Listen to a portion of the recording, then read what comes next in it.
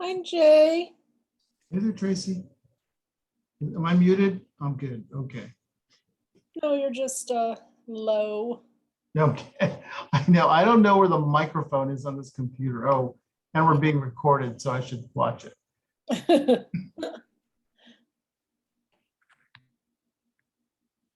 My Zoom worked so well from Brazil. I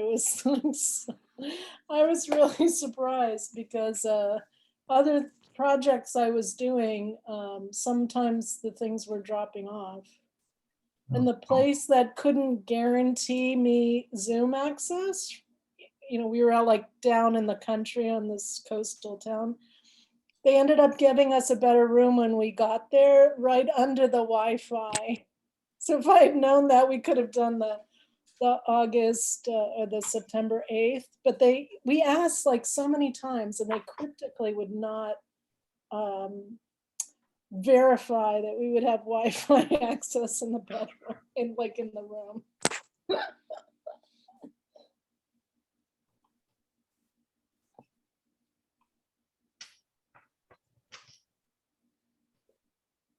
Hello, everybody. So we have 4. Oh, yep. 3. No, we have 3. No, we have 4. 4? Oh, okay. So We're missing Russell and Michael Shonda. and Shonda.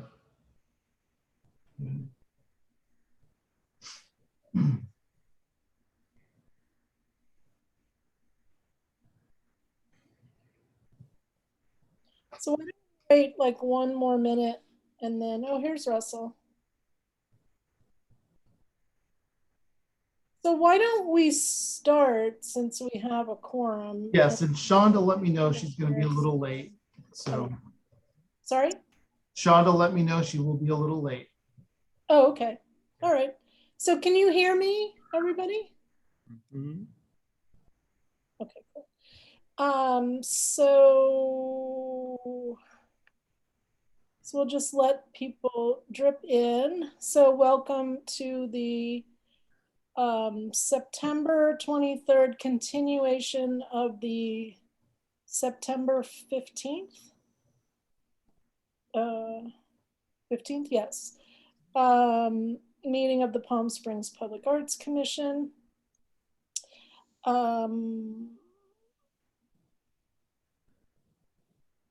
So I'm calling the meeting to order.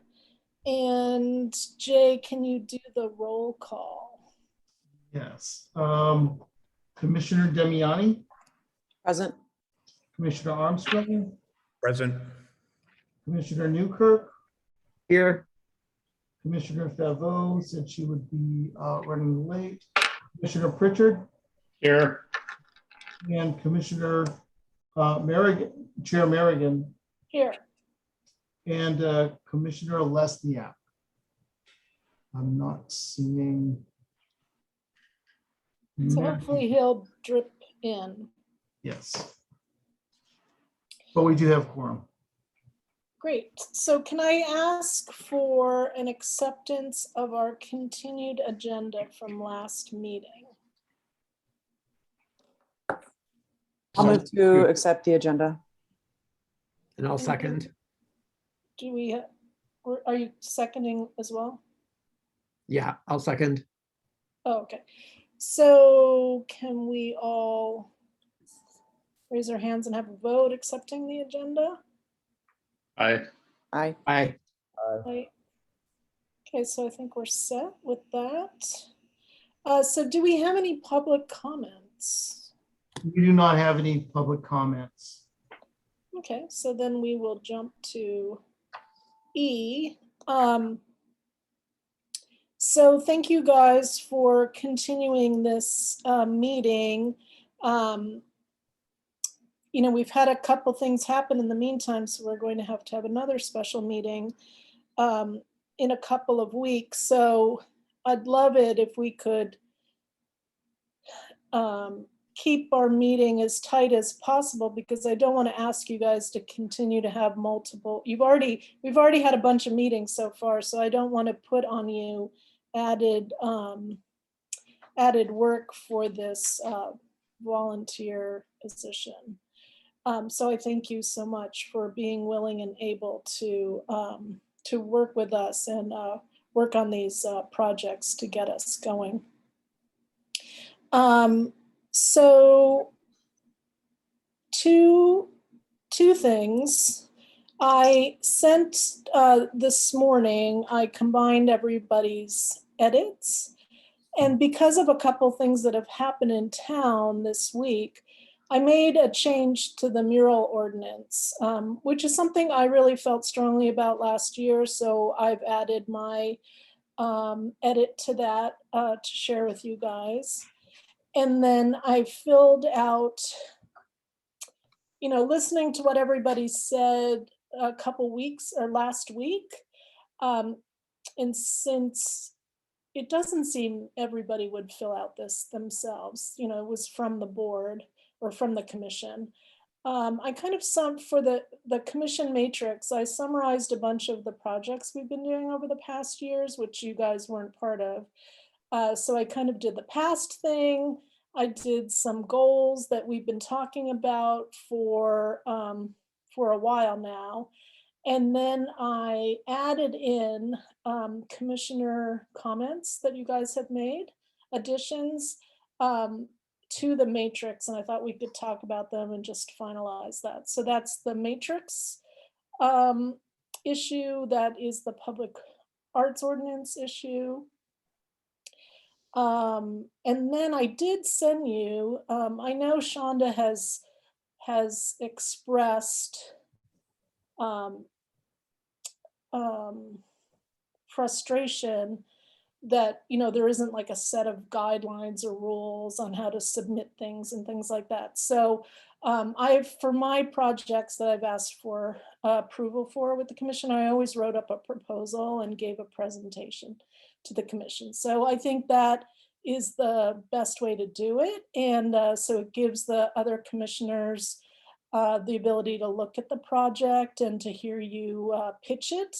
And then have the information for it, how much it's going to cost, so everybody does some research ahead of time and we're not just throwing things at the wall. So Jay sent that out to you. It's for your edification. You guys can let me know if you think it's not, what could work better, what your comments are, but it's kind of what I think we should strive for, because I think all of the pitches and proposals should be in writing, and there should be enough there for the public in case they would, they want to know what we're doing. And then, and so we can send it, since everything is being approved at the moment by the city council, we can send that along to city staff and send that along to city council so they know where we are at and have, the information we want to give them instead of information that's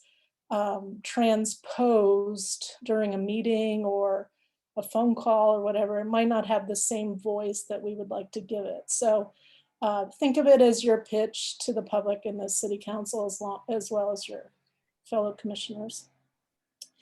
And then we are having a special meeting for this mural project that has come up. We had a similar issue last year, and that meeting was June 11th of 2020. Double check. June 18th. So I asked for the minutes of that meeting so you guys could see how we handled it for the October 4th meeting. So if they're available, I've asked for them to be sent out to everybody. So you guys know how we handled the George Floyd mural last year. And then prior to us receiving this mural application, it's going to the Historic Preservation Board. In that meeting, is going to be on the 29th of September. And then if I can, I will put in the chat box. I looked up the agenda for it, so it's available already if you guys want to attend or listen to it. So I'll put that. I know Russell had wanted that information. So if we have a chat, yeah, we do. I will put it in there. And then this, for your edification, this will be the first time that we've ever had a mural go to the Historic Preservation Board, as long as I've been on the commission. So I have a feeling it might be the first time completely, because we had a very different mural ordinance in the past. So we'll have to, we might not know about that, but if I can't get into this chat, I'll just ask Jay to send it out. Okay, so that's the end of my remarks. So hopefully that helps with a few things. So do you guys, I'd like us to continue F1. So Public Arts Ordinance Changes and Mural Ordinance Changes. And then it would be great to get your feedback and see if we can come up with a final copy that we can vote on tonight. So I just got a message from Matthew and he can't get in, so I'm going to send him the agenda. Hold on a sec.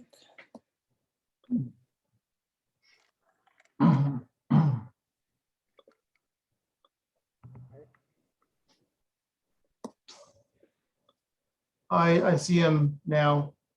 Oh, he's in? Okay.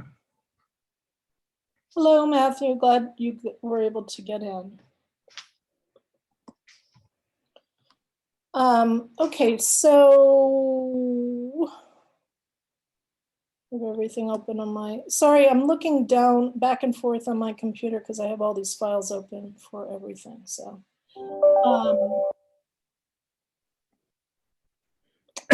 so maybe we could go to the mural ordinance first, because I think that would be easier. So we had actually wanted to make not very many changes to the mural ordinance. And it was, you know, when it was pitched to us, it was to make it easier for the Public Arts Commission to commission a mural and have that mural be easier for us to produce, because we're not some outside group, and why do we have to pay the money to have the mural that we're, you know, commissioning. So I'm for that. So we did a few murals, and I think it would be great if we make those changes. However, I don't think that if we sponsor a mural, and some of the murals that we did, we sponsored for nonprofit groups that had very little money, right? So our sponsoring the mural application fee, which was $2,500 or $2,200, could make or break their ability to do a mural. So I readily supported that. We gave a number of those, we repaid their mural application fee for a number of groups. And I think that's a really worthwhile thing. But I don't think we should sponsor every group.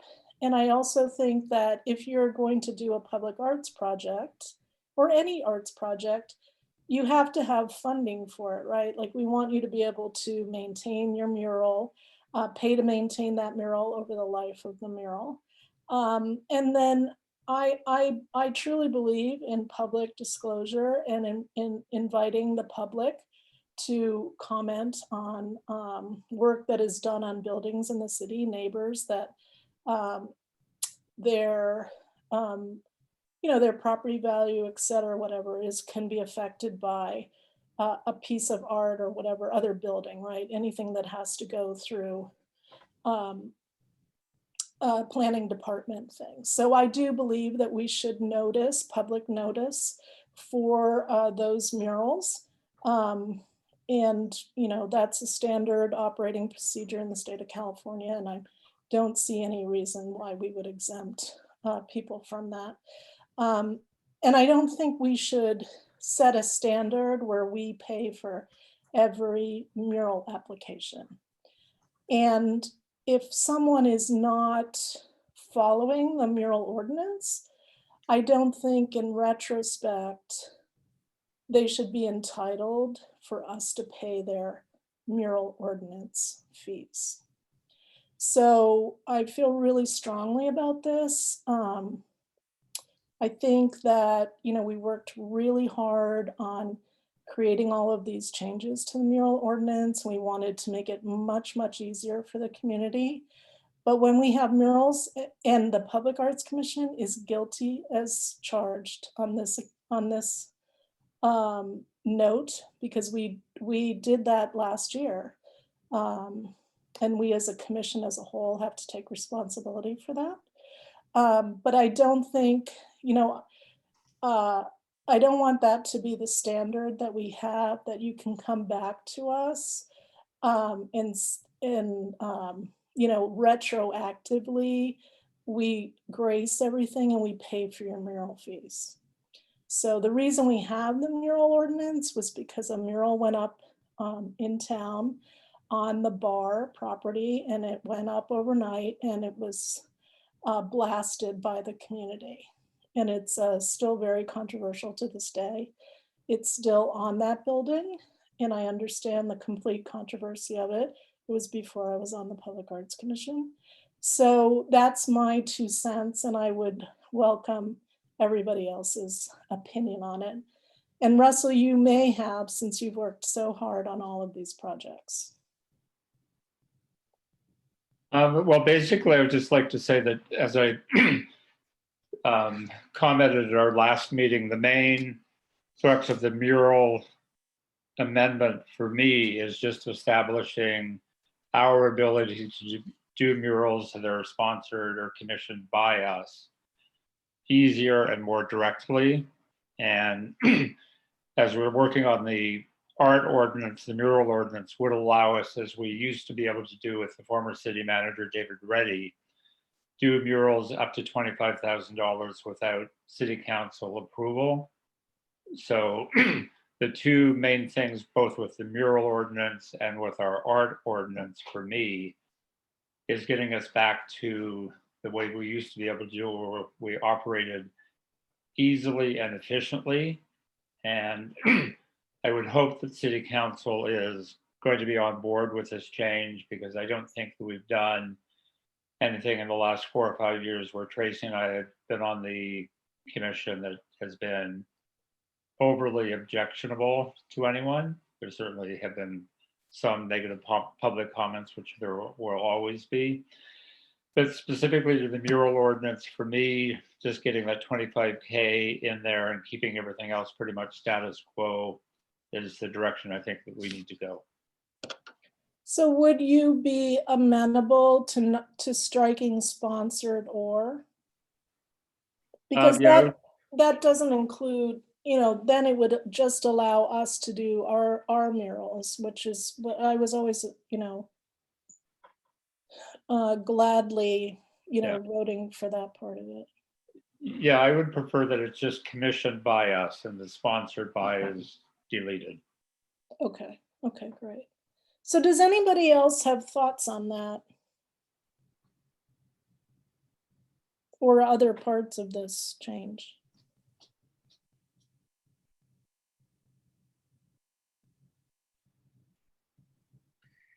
Yeah, I guess I'm just wondering about this issue that we have with murals going up before we've had a chance to approve them, and if there is any remedy to discourage that, whether it's like stating explicitly in the ordinance that there is a fine if that happens, or some other just like penalty just to sort of like discourage that from happening.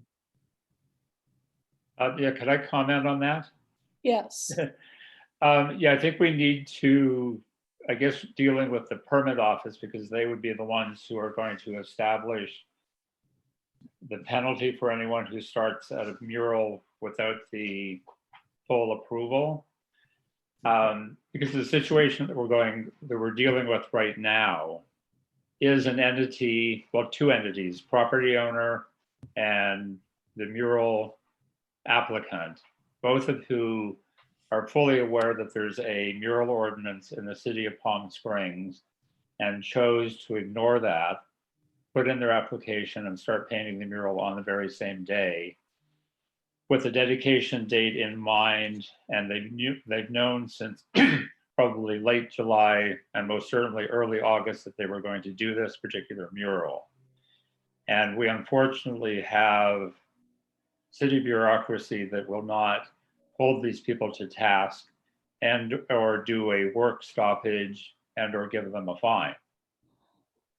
So it's a tricky situation because the fines or penalties are not written into the mural ordinance. And we have a city who, specifically in this case, isn't prepared to do anything about it. And has, even for our special meeting that's now scheduled for October 4th, putting that in place, both with a special meeting with the Historical Preservation Commission and us, so that we will, in the city's estimation, give our approval before the dedication date, even though the mural is going to be complete probably before we do our vote on October the 4th. So it's, in my opinion, it's just the city covering their ass because they didn't shut this mural down. So it's a tricky, I don't know what the answer is to that. It's like getting the city to stand up for the rules. Commissioner, let me remind you, we do have penalties in the ordinance.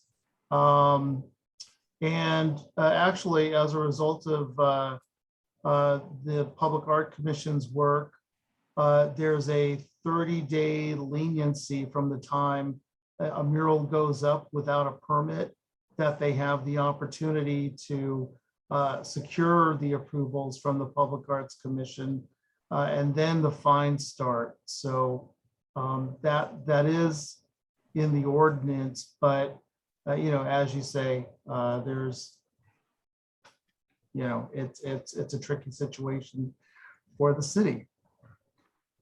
Yeah, because it's not even, I would say we should strike that 30-day. Because there has been this other type of project that keeps coming back. It just never comes to fruition. And it could take complete advantage of this issue. And all of a sudden, we could have 30 murals up in the city. And we would have no ability to do anything about it for 30 days. The thing would be over. And it would be like moot. So, I know I had sent an email on the 8th of August saying, we need to follow the mural ordinance for this project. So I really feel like we've been put in a really uncomfortable position. And especially we're trying to update our rules at the moment. So it makes it even more uncomfortable. It's like, oh, well, we want these rules. And if we, it's expected, it's assumed that we're all going to vote to approve this mural. And it's, it's a very, very, very unfortunate, unneeded position to put us in, to put both us and the Historic Preservation Board in, and to rush it, to meet that city council meeting prior to the dedication of that mural. So maybe part of what we're talking about tonight is there's no grant of any leniency, because that just encourages everybody to do this over and over again. Tracy, if I may. Yeah, I think I would be under the inclination right now that we should consider tabling our discussion on the mural ordinance and go back, because we've been focused at least I have, as I stated, on getting us in a position where we as the Arts Commission can commission a mural less than $25,000 with a smoother approval process. So being, as Jay mentioned, there is language in the mural ordinance for the 30-day lenience. So I think that's not something that we've really focused on. So I'm thinking that perhaps we should go back, take a look at the full mural ordinance and deal with this one at a subsequent meeting, and just focus on our arts ordinance changes that we want to get in place, which would put us in a position where we can operate and spend money and have our budget as we did with the being able to approve budgets up to 25,000 and operate more smoothly, and then deal with the mural ordinance, because to me it's sort of less of a thing right now. Do you guys want to deal with it at that special meeting, or do you want to wait till afterwards? Well, no, it's a special meeting because it's called only to deal with this particular mural, and the time that is now set for the special meeting, I'm actually going to be at the tennis tournament. So I really I can find time to zoom in and just deal with the specifics of this particular mural, but I can't sit in an hour and a half meeting at the tennis tournament. Yeah, I was hoping that meeting could be really short. So does anyone else have a conflict with that time of noon? Would 3 o'clock work better for anybody? I know it works better for Christina. Yeah, 3 is better for me. Does it work better with your tennis schedule, Russell, or does it matter?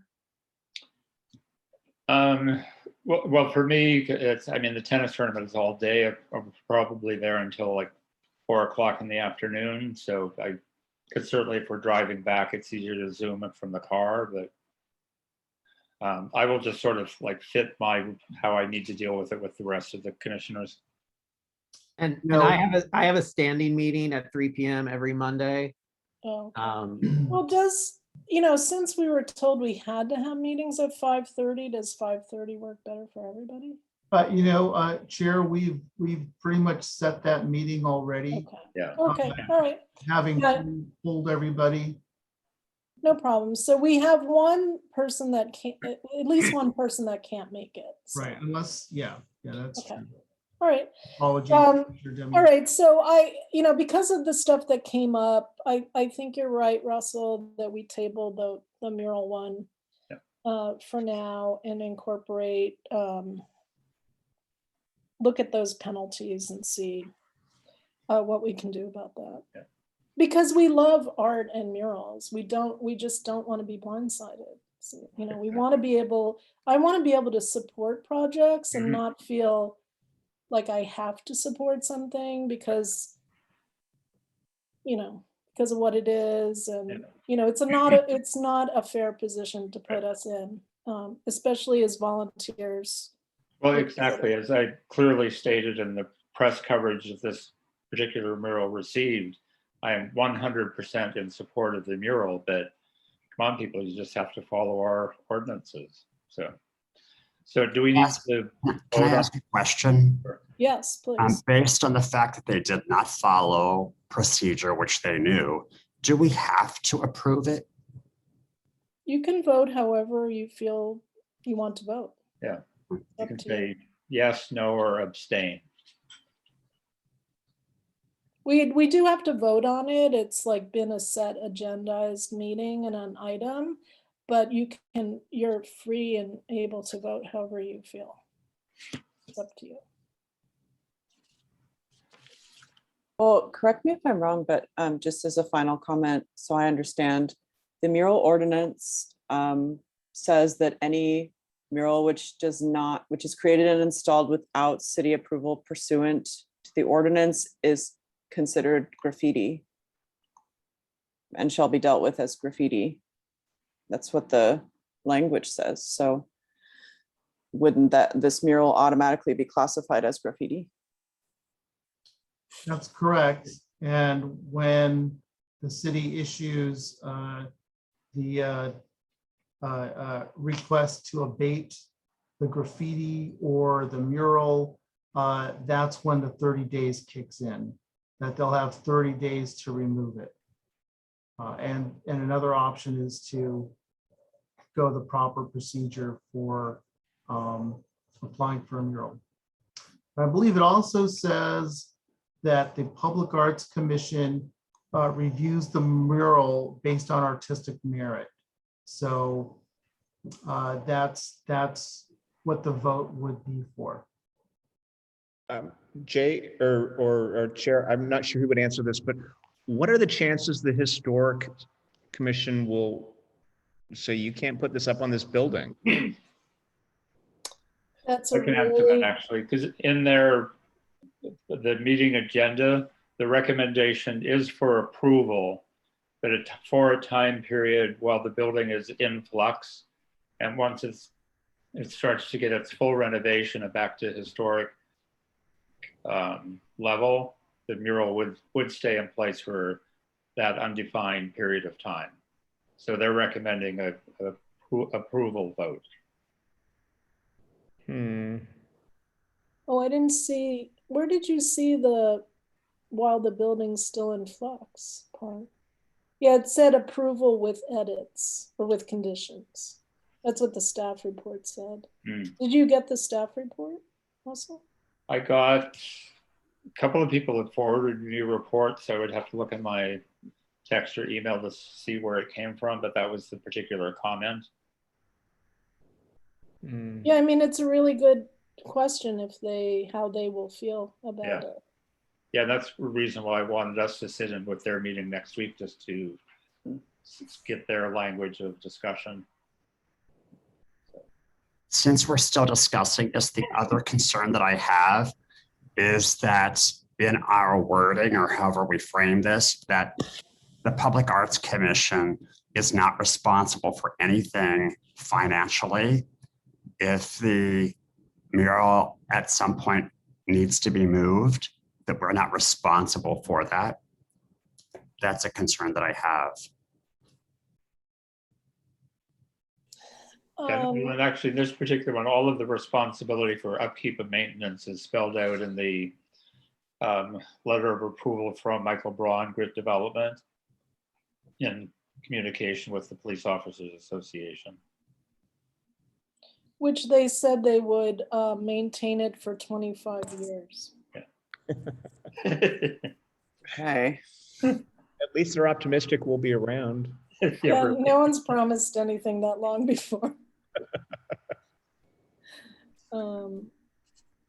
Yeah, but at murals, the mural, so if we commission a mural, like we commissioned the mural in the pit by Ryan, we are responsible for the maintenance of that mural. But if you are whatever, you know, the church that has the mural downtown, they're responsible for maintaining that mural for a certain number of years. So if you go over there in 5 years and it's really looking decrepit, we can request them to, either fix it or paint it over. But they only have to maintain it for a certain number of years. Because a mural, by definition, is ephemeral, really. Like you wouldn't think you'd have a mural for 25 years. They're much more like of the moment thinking pieces of temporary art. Yeah, and that's another reason why I think we should just table this discussion for now, look again at all of the words of the mural ordinance and put it on our calendar for October. So we'll do that for October 20th then. Yeah. All right, so is that okay with everybody? Any objections to that? No, okay. So let's move on to the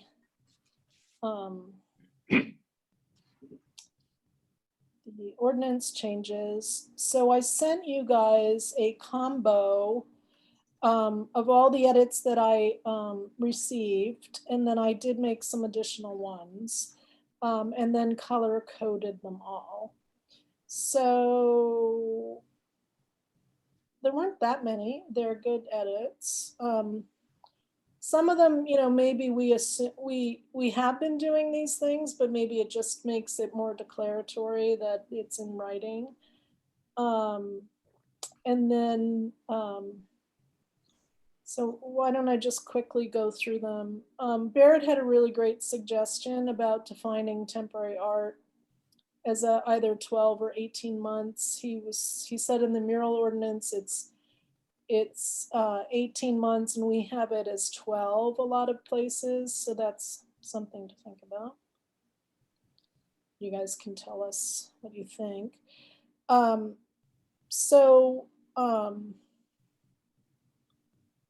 Green.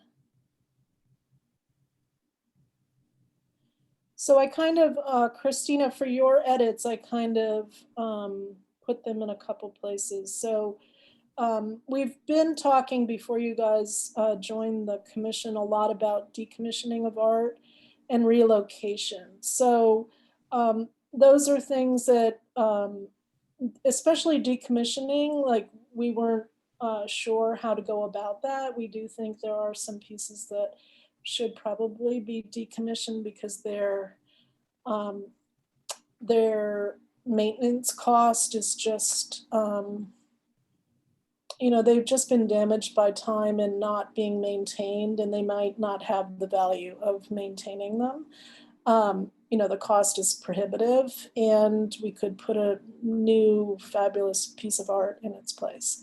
So I added that decommissioning of art and relocation of art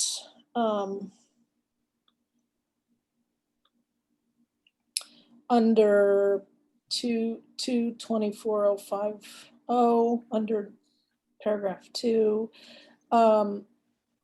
And then Commissioner Damiani wanted to add the commission shall have the power to determine its own mission, core values, and vision. So I thought maybe that was a good place to put it in that paragraph. And then I added Christina, your edit also in paragraph 5. And that would have to be, I'm sure that would have to be with city council approval. So I added with approval of city council. Because they do have, city council at the moment does have to approve any movement of a piece of art. So if we wanted to relocate a piece of art, they would have to approve it. So I added that. And then Barrett had this one doesn't mean to be in caps, but with possible annual renewals. So I thought that was a good edit to add. That gives us flexibility, and it doesn't promise that we're going to renew. That would be subject to approval by the city council. Oh, if it was permanent. So we could, we would have a temporary art project for whatever we determine is temporary art. So if we say it's 1 year or 18 months, and then with possible annual reviews. And then, or maybe it should say, well, no, that's right. So then after which the Public Arts Commission may improve it as permanent installation subject to approval by the city council, maintenance costs, and longevity issues. Because I really think we should have that in here somehow, because a temporary piece of art might not be worth doing maintenance cost on it, and it's temporary, so it's thought of as ephemeral, and it may not be able to be turned into a permanent piece of public art. And then Christina added, I put these here. So permissible expenditures. We have been paying some of these things, but it's not in writing that we can do so. So, I think it's good to get it in writing. So that's great. And then, so Gary's suggestion, I didn't really write it in. So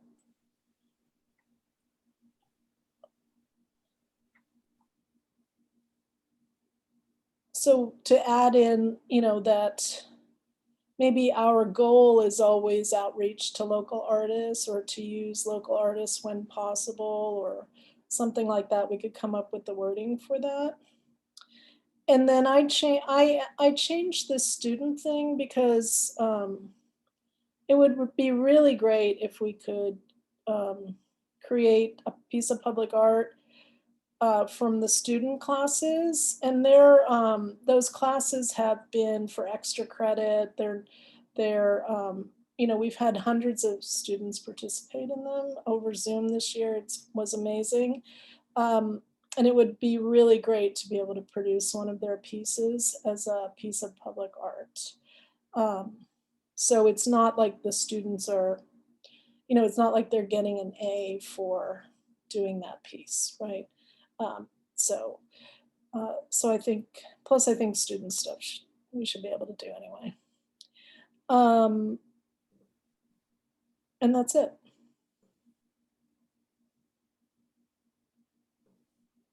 So any comments, changes, other edits, disagreements? In section 5, we're looking at where it says different location or decommissioning, just a simple addition of word and or removal altogether. And or, okay. It's a good suggestion. Thank you, Christina. Next. And Tracy, are we going to decide on it being 18 months or 12 months now? I think that's something we should talk about. Possible. I mean, I'm in for 18 months. I mean, because that means like once the commission cycle will be able to go over the work. I like 18 months as well. So is there a consensus that temporary art should be 18 months? I'm fine with 18. Maybe we phrase it 18 months or less. Up to 18 months. Yeah, up to 18 months, and then we assess it after that. Okay, that's good. Okay, so that is, what paragraph is that in now? I'm putting these in as you're doing them. For up to 18 months.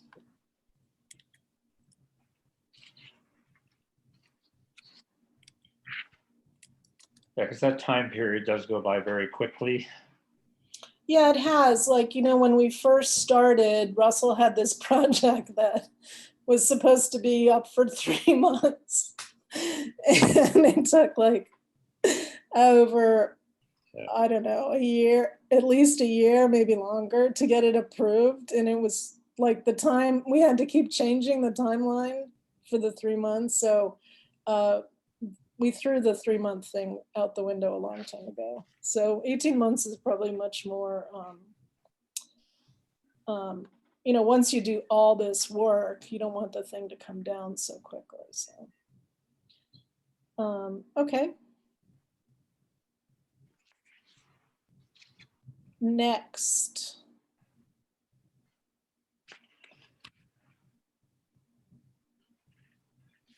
And forgive me, Tracy, I'm not sure, did we cover where we would list the fines if We're tabling that. Okay, so that's on the other ordinance. So we'll Yeah. address that on the 4th. Okay, thank you. No, on the 20th. On the 20th. On the 20th. The 4th is only the. Or that, okay. Yeah. Yes, Madam Chair, I think the edits on this are quite good. So with the next step, you compiling these as the edits and going to city attorney office or the city attorney. So should we take a motion on this one to move forward with it and send it to the city attorney? Yeah, I guess the only thing is Gary's, we would just have to word Gary's. So. And again, my point was, if we are to be a community that rewards and attracts public art, we should at least make that effort. We should Oh, let, yeah. Oh, I agree with you. I know Russell does, like we all, I'm sure we all do. We've been trying to do, over the COVID grants, we really have, used so many local artists. Like that's been a desire of all of us. So it's good to get it in writing too. Yeah, So. yeah. Well, and for me, local is Palm Springs, LA, San Diego, like Southern California local. I mean, certainly through the bench projects and pretty much everything we've done in the last few years, it's really been local, that I would like to include the possibility of LA and San Diego into our embrace. I still think we need to give and encourage Palm Springs people to at least put forth an application and participate in some manner. I don't want people here to think that we're always going to choose the one from Los Angeles. Right. Oh, no, I totally agree Oh, with that. yeah, we totally agree. Yeah. And we have not, right? Like in our 30 by 30 show, we had really strong participation from Palm Springs and local community. And if you think about the items that we said, that we gave like special mention nomination to, Palm Springs,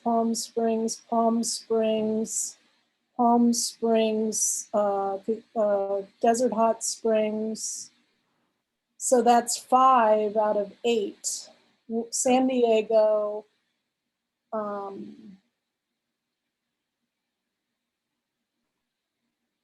And I'm blanking on the other 2.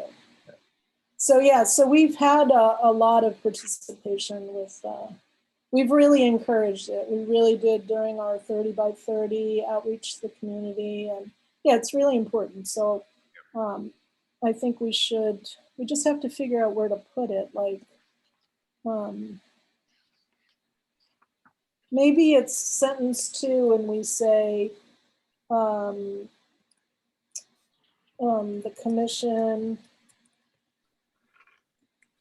encourages and seeks out participation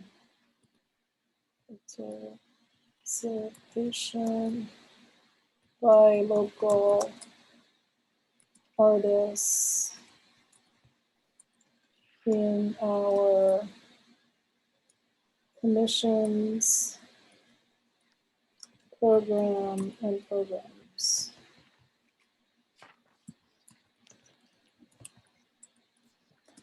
And we created the artist registry, to highlight local artists. So that was the motivation behind, that was my project. And the idea was to really put the word out to local artists that we want to see your work and that we could help them sell their work, right, by publicizing their artist profiles and everything. So. And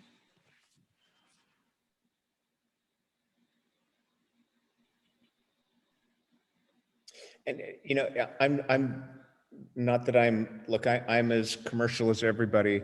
My goal isn't to necessarily sell the local artist work, but if we can promote Palm Springs, promote them. Like the way people think of Austin or Portland as being very artist friendly. I don't think you ask people outside of Palm Springs if it's artist friendly, that won't be top of mind. And I think that should be something we should encourage. This is a place for artists to come and the city will support your work.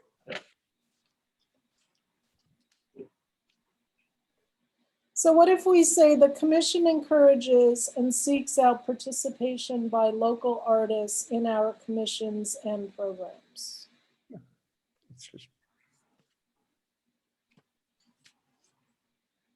Is it possible to put that on the screen?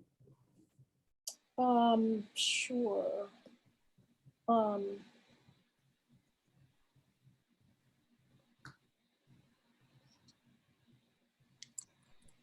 Did we lose Jay? Let me see. I hope not. Still here. Can you let me share my screen, Jay?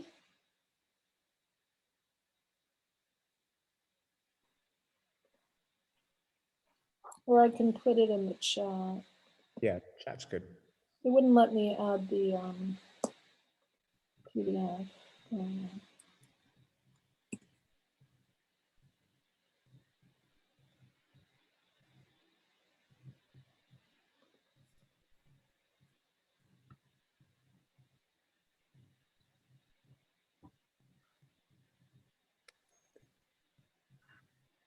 I don't know if we're using the first person so much in the ordinance.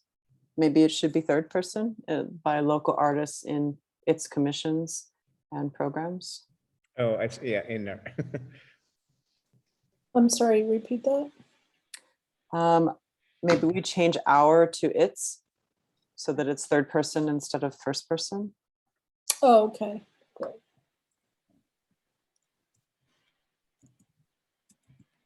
Actually, and Christina brought that to my attention. I find the commission and then Commission, yeah. a little awkward. And maybe it's our solicitation of art and programs or procurement, some other word than commission again. Or perhaps Artwork selection. Just repeat what's above. And since we're getting really technical, I would probably capitalize the commission since we're referring to the specific commission, but I don't know what the style preference is there. I know, I see it all over the place. Sitting.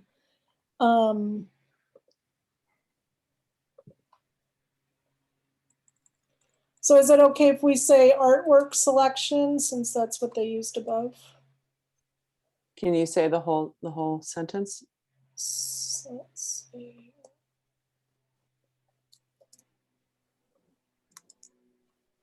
The commission encourages and seeks out participation by local artists in its artwork selection and programs.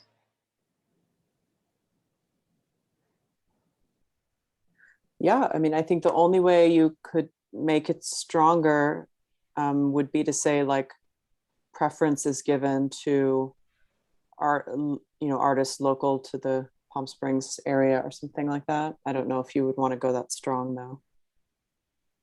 Or even something like, favored or something. And again, my point isn't that if a local artist isn't as good as somebody from Los Angeles or Portland, obviously we're going to go with the best artist. I just want local artists to know and the public to know that we are encouraging and promoting local art. I think that makes it about the visibility of Palm Springs. Mm-hmm. No, I agree. I don't think we should add those qualifiers. We might not be able to anyway. We'd have to ask Jay, but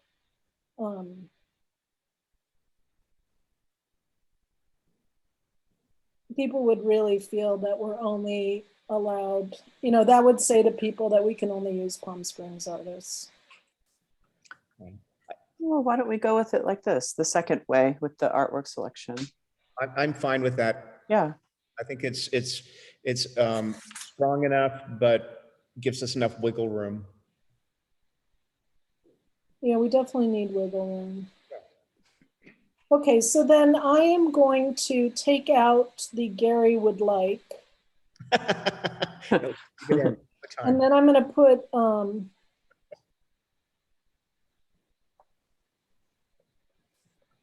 I guess I'll leave those red ones with the asterisks where they are.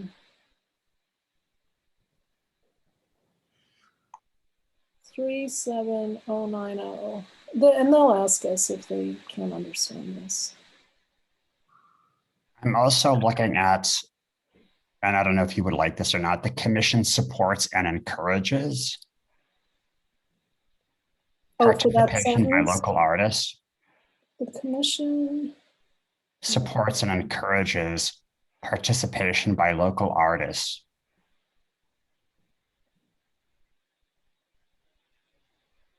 Instead of seeks out? Yeah.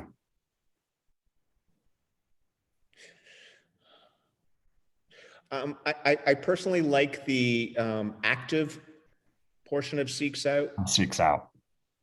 Yeah, because it doesn't say, like, we can't promise we're gonna support, right, Yeah. necessarily.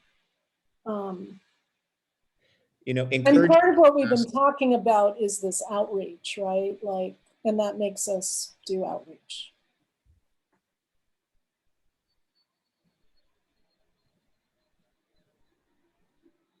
So can we agree to seek out and move on? Yeah, I think it seems like that.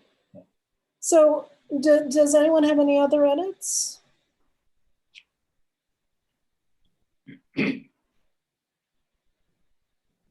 I'm fine. Wow, we might be at the point where How about we make a can- motion? Yes, so I'm going to make one other edit. We are going to do 18 months. It is consensus to use 18 months. Okay, yeah, go for it, Russell. Okay, This I is would like so to make, exciting. I would like to make a motion that we accept the projected amendments to the public art ordinance as indicated with our edits on tonight's meeting, that Chair Merrigan will type out and submit to city attorney for their consideration. Does it go to city attorney first and then city council? Or Yeah, does- because he has to put it into real words. Legal words. Yeah. Yeah, so I make a motion that we accept these as amended and move them forward. I second the motion. We got a second, right? Yep. All in favor? Does that? Oh, well, we should have Jay do a roll call vote for this. This is such a milestone.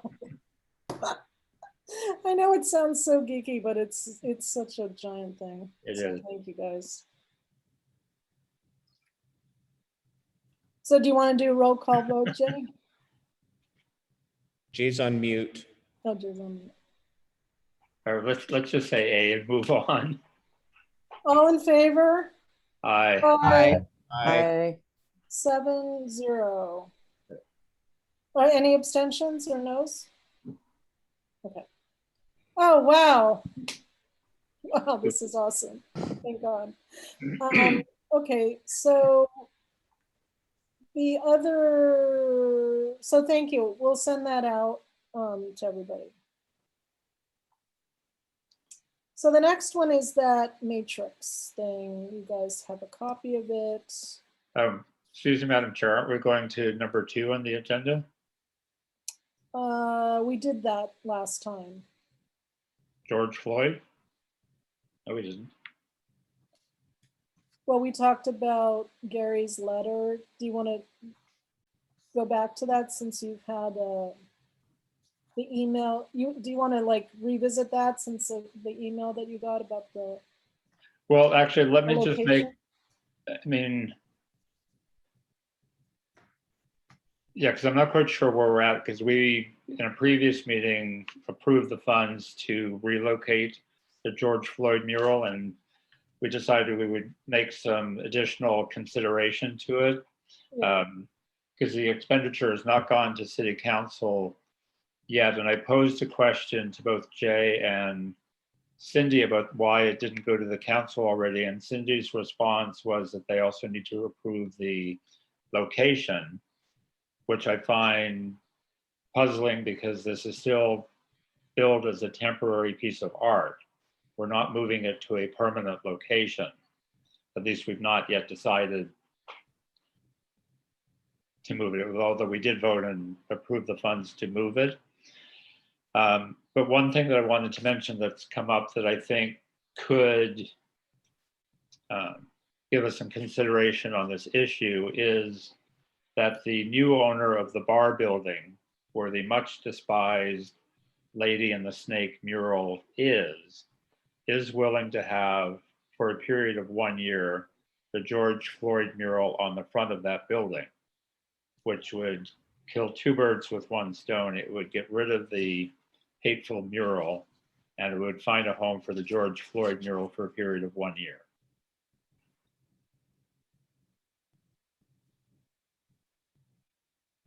So if you want to, for me just to throw that out, and we're going to again discuss it at our next meeting, or is it still, are we going to advance it to city council? I don't know where we are. Well, because, I mean, maybe because, you know, we kind of continue, you know, last time we, you know, held over a few of these items, but since it's still on the agenda, we could, and we can ask Jay this, but we could discuss this and vote on that location if you wanted to. Or you could throw it out there and vote later, but since it's still on the agenda, it says for discussion and approval. Well, I'll just, if I may, I want to state my opinion and sort of position on this, because the building is slated for renovation very soon. I think we sort of owe it to the community to find a new home for the George Floyd mural, even if it is for a period of another year. And being that we have the opportunity to do it on a building that needs to be addressed, and the landlord there is not going to be doing anything to the building in a year, which means the lady and the snakes would stay there for yet again another year. Yeah. Being that we've already appropriated the funds to do this, if we got it on the council's agenda for the next meeting, we would get the funds approved. And the location, even though I'm still puzzled why they feel it necessary to approve a temporary location. I thought it was only permanent locations. So maybe Jay could answer that question. Jay's still on mute. And Yeah. it looks like Jay's on the phone, maybe Oh, about okay. something else. Russell, but I had a question. What do you envision happening after that year is up? Well, I think then after a year, and we could use this period of time to really research a different location in the city, whether it's one of our parking structures where we could commission a more permanent mural that won't necessarily be George Floyd specific, but would embrace this message that we need to embrace. Because right now the George Floyd mural is still a very current political commentary, whereas we could embrace the greater commentary and plan for that throughout the next period of the year.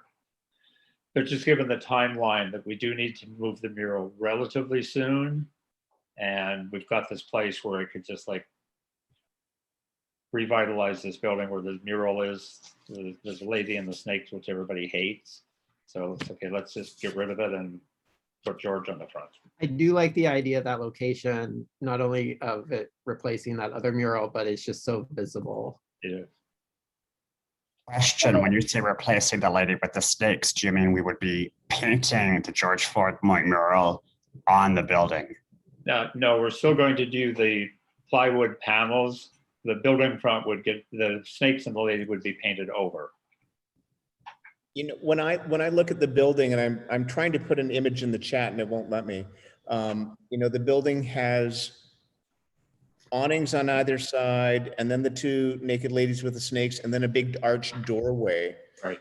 So I don't see how the three panels can fit into that real estate. They're going to fit actually above all of the awnings going up to the roof line. So.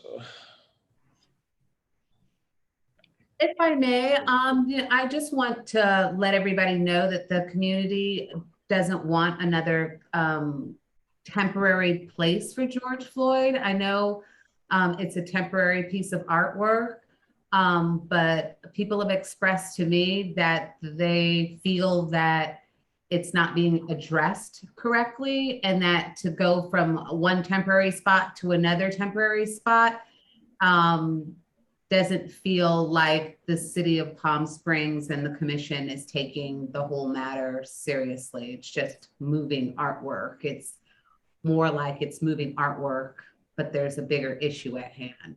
So if we can find a place of permanence, I know that would be more acceptable. I think that building, it's a great prominent place, but if it's just going to be another temporary situation in a year time, we're going to have to address this again. And Well, Sean, this mural was meant just to, it was not meant to be a permanent piece of art. It was meant to be. I understand that, but it's now taken on a whole different entity more than just a piece of artwork being temporary. No, I know. I mean, a mural has a message and the message is the mural, but it was painted on like boarded up plywood things. So it's not, it was never meant to, you know, it could go to some location where it's hung up, but it was never meant to be a permanent piece of art. That's why we did talk about maybe re-envisioning it the other week, which, you know, could be really great, but you know, But the that- message is more important than that mural. I understand that the message is more important than that mural, but I'm still going to speak and say that the issue that the community is voicing is that it was a temporary mural on a temporary situation on a problem that isn't temporary. So we really have to hold this with kid gloves on what we do. I mean, yeah, that's what I mean. That that's totally valid. But I'm just saying we could just, you know, if there might not be a life for this mural unless someone wants to just, we donate it to someone. But that does not mean that there cannot be a reiteration of this idea as a permanent piece of art, right? That's, you know, that is embracing what you're saying. I just need to voice it because the community is Oh yeah, that's totally to fair. me in order to get a permanent George Floyd memoriam. I mean, it's not, unfortunately, it's not a good look right now because the community doesn't know the logistics of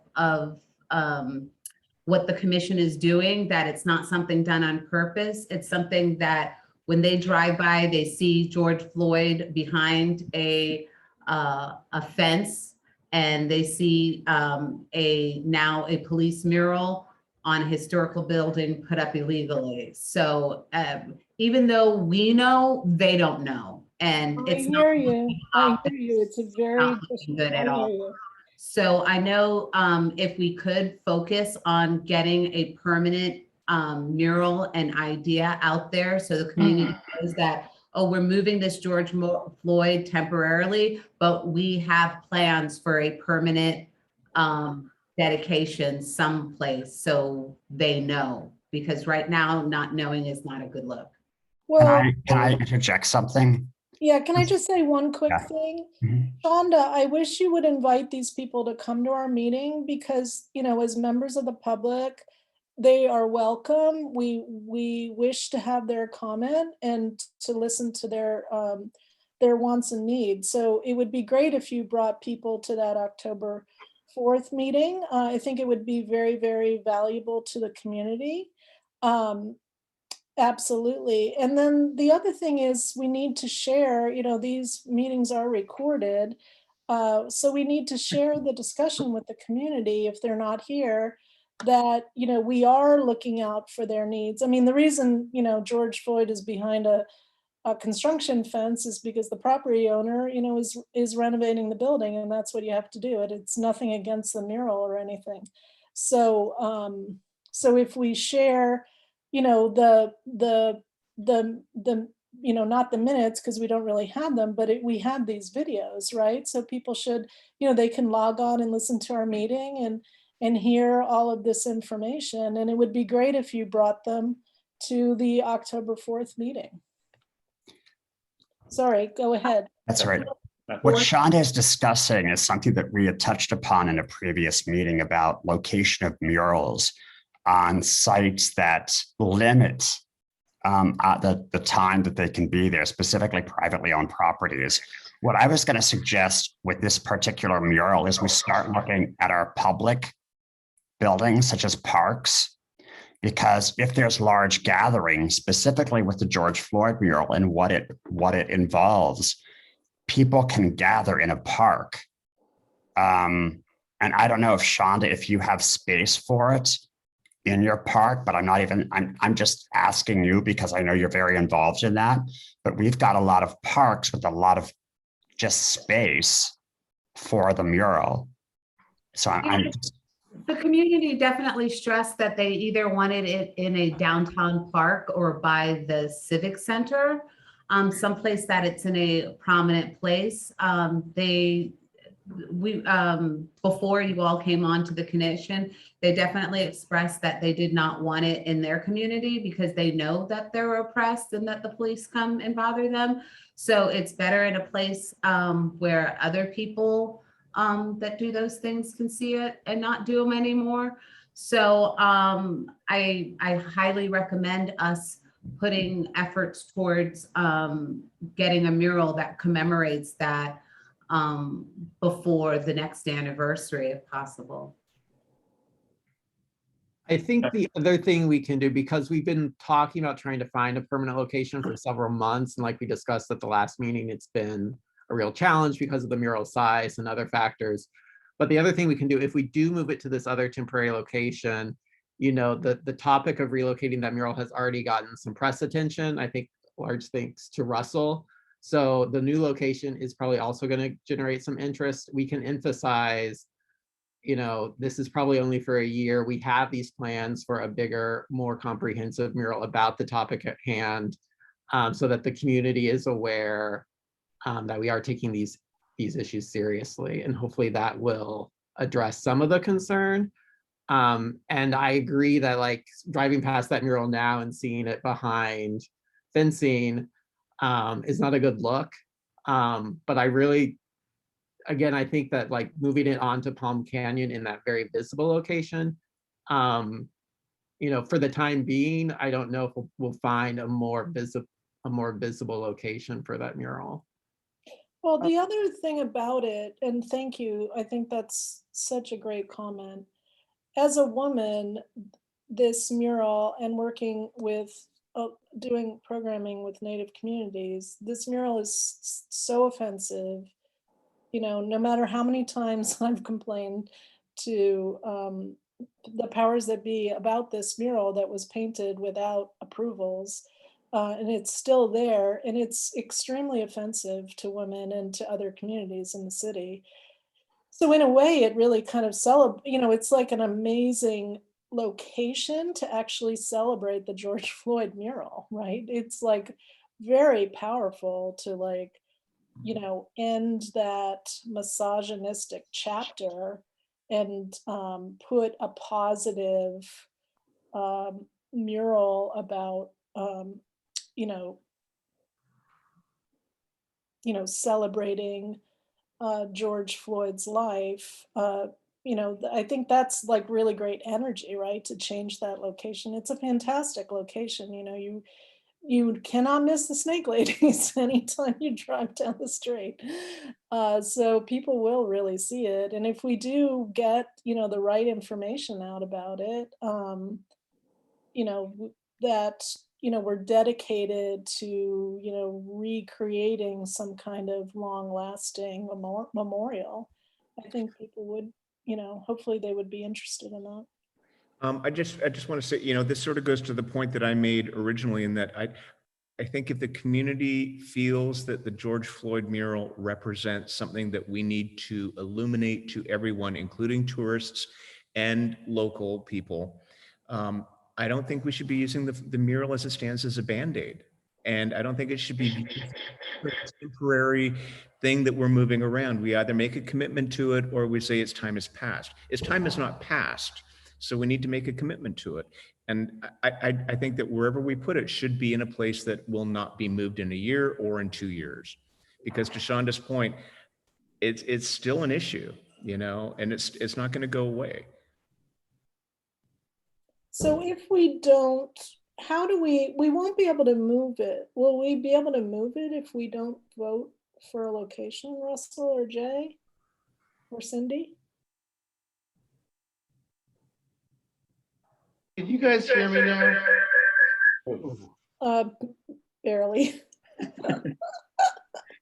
My computer. Whoa. Jay's on an acid trip. Jay, you sound like you're in the bottom of a well. My- A well in Oh, space, gosh. maybe. two computers. We're getting echo. It's like a worldwide wrestling event where the guy introduces people. It's pretty funny. Well, Russell, Cindy is there? the Does- 1 year at the Palm Canyon location at the bar building, is that the limit? Well, it is pretty much, and also with the whole George Floyd mural painted on the plywood, it's not meant to or expected to live a very long lifespan. We've already gotten a little over a year out of it. So moving it and refurbishing it, it really should be, we should decide that it is only going to exist in this particular form for 1 year. And that we will determine within the next calendar year a very prominent and community supported location and visual interpretation of the reinterpretation of the George Floyd mural. Yeah, like we can't rely on this piece to last, right? It's ephemeral art. Yeah. So it's not, just physically, it's painted on plywood. It's not going to last. Yeah, And what certainly we'll have the artist seal it, but we're going to be taking it from an east-facing wall to a west-facing wall. So it's going to get more direct sun exposure. So really, a year is basically what we're going to get out of it. And then it's got to be something new. I think what Russell just said prior is exactly what we need to do and what we need to tell people, the public, we're doing. It's there. It's going to be there for 12 months in a temporary spot. However, in the interim, this is our plan.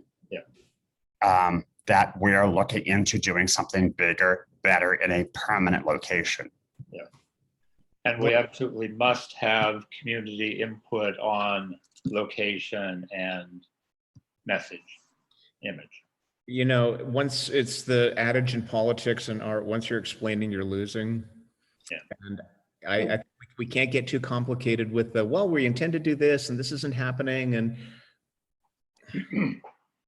But I think what I'm hearing, what I heard when Shonda was speaking was also that this particular object is in itself important because it's what has been there and it's what was there when this happened. So, I mean, of course, it'd be great to reimagine a permanent work, but I think, correct me if I'm wrong, Shonda, but I think that the community has kind of latched on to this as a special object, and they're concerned about what the treatment would be of this object as well as the larger issue. I don't know.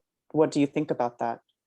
I think there may be a couple solutions to this. One is to reimagine on that snake building a new George Floyd mural, including other people that were a part of the what happened during that week, like the Breonna Taylor and a couple of other names to be put up there, that one George Floyd mural becomes a bigger message, that the message isn't lost on Palm Springs. So therefore, if we do not repurpose that mural, then we're creating another mural with more people to celebrate the BLM movement. And then hopefully there's another mural later down the line of permanence. But I think as the Art Commission, we should make a step of progress and say, hey, yes, we did this mural. It was temporary here.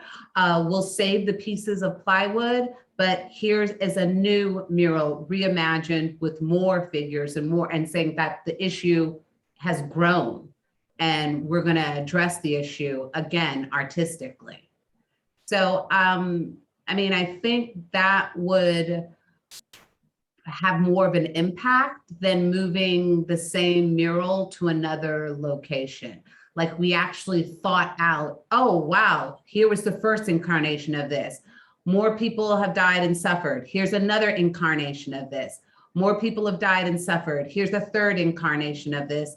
And that third incarnation could incorporate Section 14 and the other atrocities that have been done to the community in the history of Palm Springs. So that history is spoken, that it is talked about, so we can heal from that and grow from that. I think it's a good idea that we evolve from just that one mural to something more, like it's evolved into something else. If we take maybe just the one piece of George Floyd, of that original mural, and incorporate it in this one, I'd be more open to it becoming something more than just moving it, because now it now has an issue of us not really addressing or caring or trying.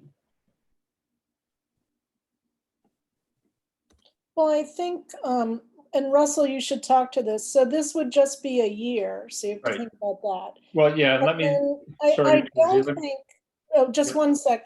Right. We do care. I don't want to leave the impression that we are trying to give this mural more life. We do care. So please don't leave that impression with the public that we don't care. We do care. We put a lot of. Not me leaving the impression, it's out there. It's like not me. No, I'm saying.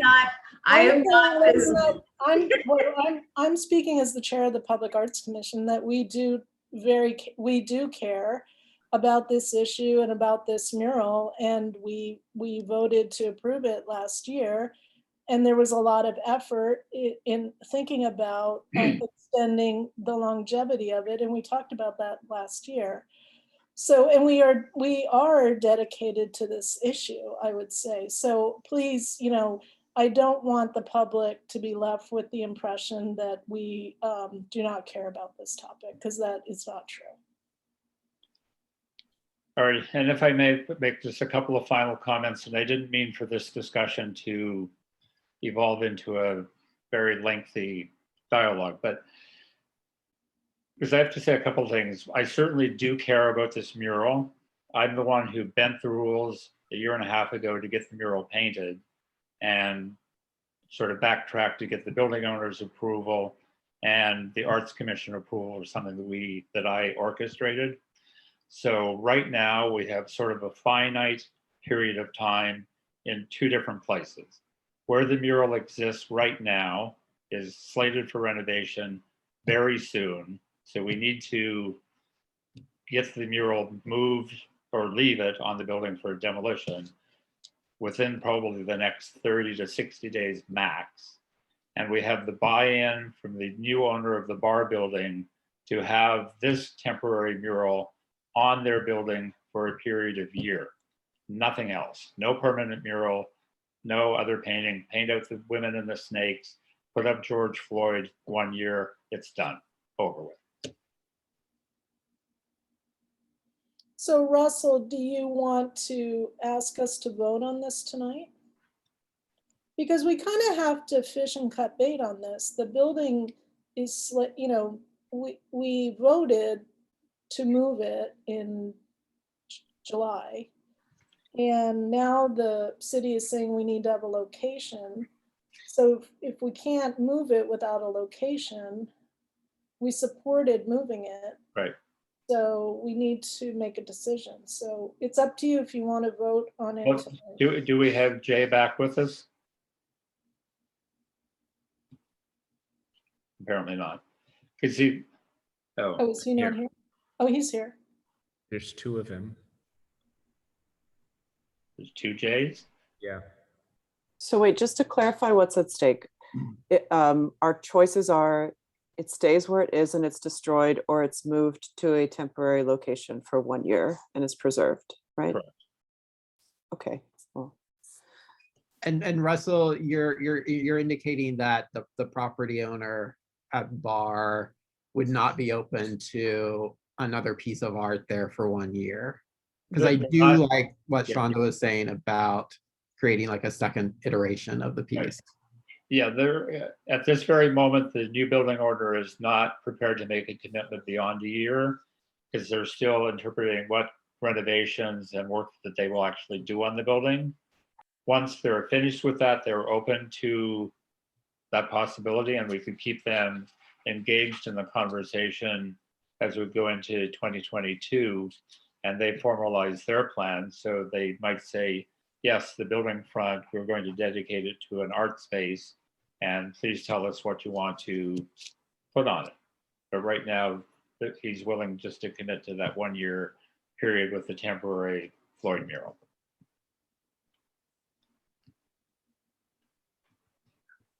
In that case, I like the idea of exploring commissioning another version of the piece for that new space. Yeah, if they're willing to do it. Yeah. Like we can pursue that over this year, Yeah. right? And then if they're willing to host it, it's like such a fantastic location. Yeah.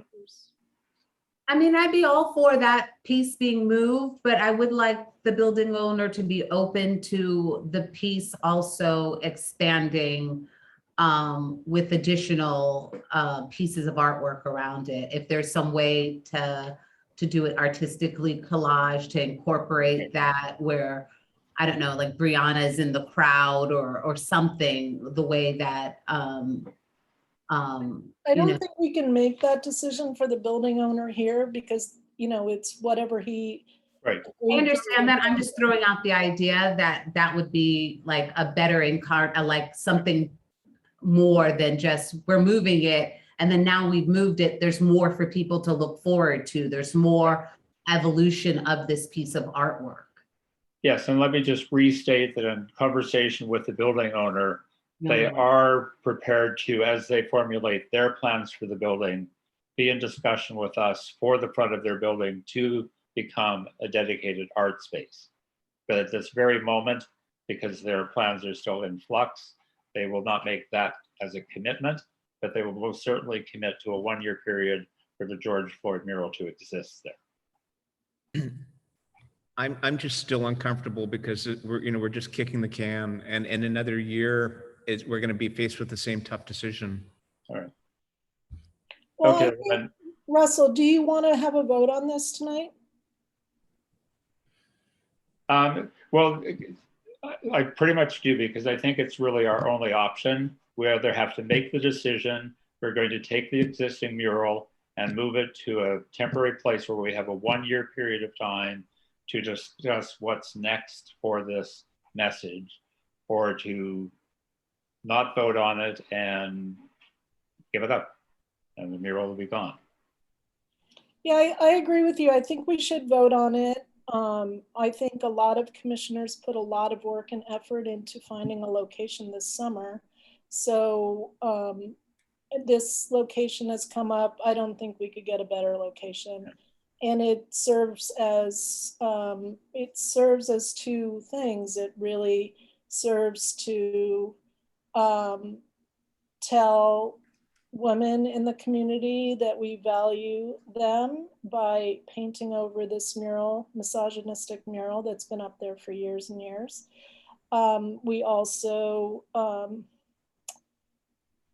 tell our Native community and partners in Palm Springs that we value them. And then I think we also tell our community that we value this George Floyd mural, or the idea of this mural, and we are putting it in we are rescuing it from a construction site where it will be destroyed because this building, the building owner graciously allowed us to have this mural on his building over the past year during COVID. And we are going to look to create a new iteration of this mural evolving over the next year or so. So I think it's, I think it could be exciting. I think it's a great location. And I would like to make a motion to approve moving the George Floyd mural to the bar property location on Palm Canyon Boulevard. If Yep, you guys are- 340 North Palm Canyon. 340 North Palm Canyon. And this fulfills the request by city staff that we have a location for this mural to put it on the city council agenda. So do we have a second? I'll second the motion. And do we want a roll call vote, or if Jay's still not able? Roll call if we're able. Jay, are we able? He said I cannot. Oh, okay. I guess maybe I could do it. So Yes, you can do it. Commissioner Newkirk, Yes, Commissioner Demiani, Yes, Commissioner Armstrong,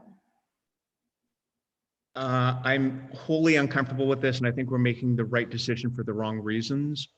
And I will like to address at a later point the fact of us putting social messages on buildings we do not own and do not control. I think that puts us in an uncomfortable position that makes us look bad.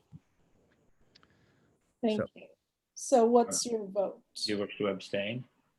I'm going to abstain for this. I think this is a wrong decision. Okay, well, thank you so much. I appreciate your comments totally.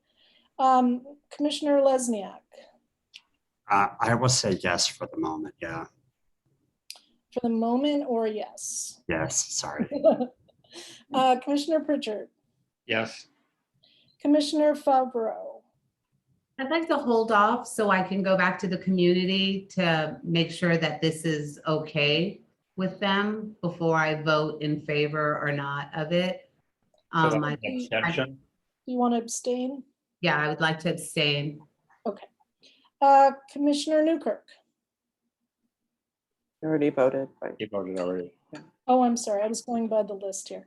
Commissioner Merrigan, I vote yes. So how many votes was that? 1.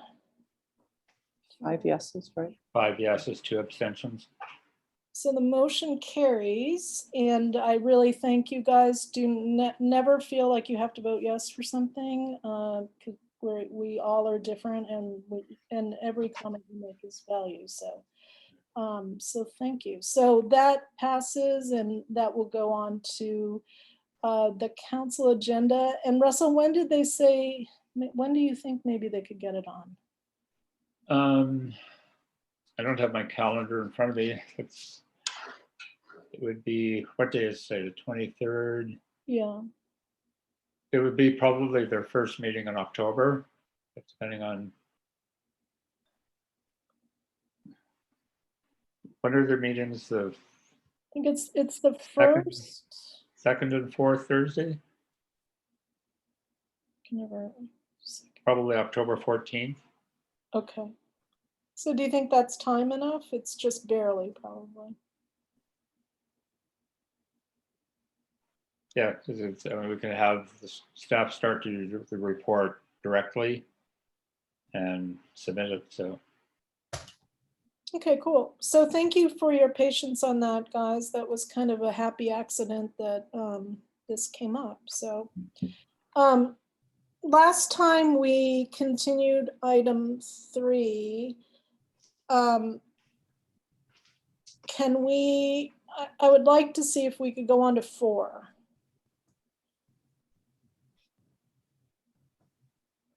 Since we need to submit these to the city council by the end of the month. fine with me. Is that okay with you guys? Fine with me. Okay. All right, so matrix.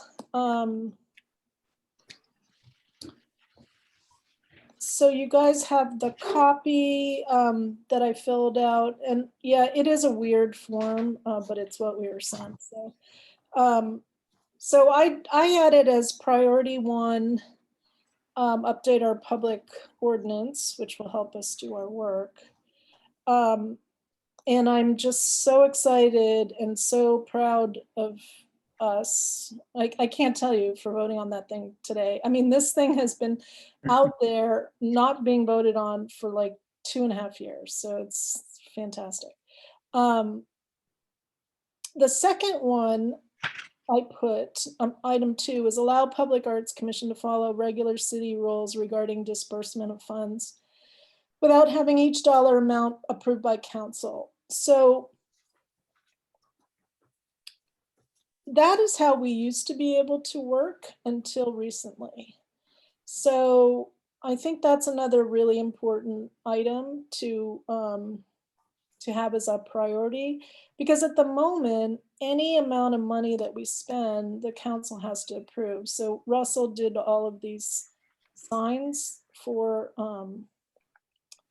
our temporary and permanent art, just that have the artist's name, and things that are just $50 or $10, they have to go to city council. And then they have to get on the agenda, and someone has to write a staff report. It's like really a lot of work for something that you normally don't have to do. So I think that is actually, the public arts ordinance is top priority. And then this allowing us to spend money is a second priority, because everything that we've been trying to do recently is taking, I don't know, 6 months to do, 3 months, 6 months. Isn't that wrapped up in the ordinance though? Like Yeah. if the ordinance is changed, we automatically get that to happen? Do we need to elucidate it as a separate point? Yeah, I sort of agree with Christina. I don't think we need to have that as a separate item, because once the mural ordinances changes are passed, then we have the authority to spend up to 25K, which is our operating budget before. So. Yeah, this is just, it's, if the ordinance changes aren't approved, like we still want to be able to spend money. And it's kind of, this is how all the other departments operate, like devoid of their ordinance. So yeah, it can be extraneous with the ordinance, but it's also like the normal working of government. So I kind of wanted to reiterate that it's really important. So we can take it out if you guys think it's extraneous, but we're also trying to hammer on them, because they keep saying at the meetings, they're like, why are we approving like a $50 item? Right. So just think about that. And then I added, because it's been really important to us over the past few years, that we continue our mission of public outreach.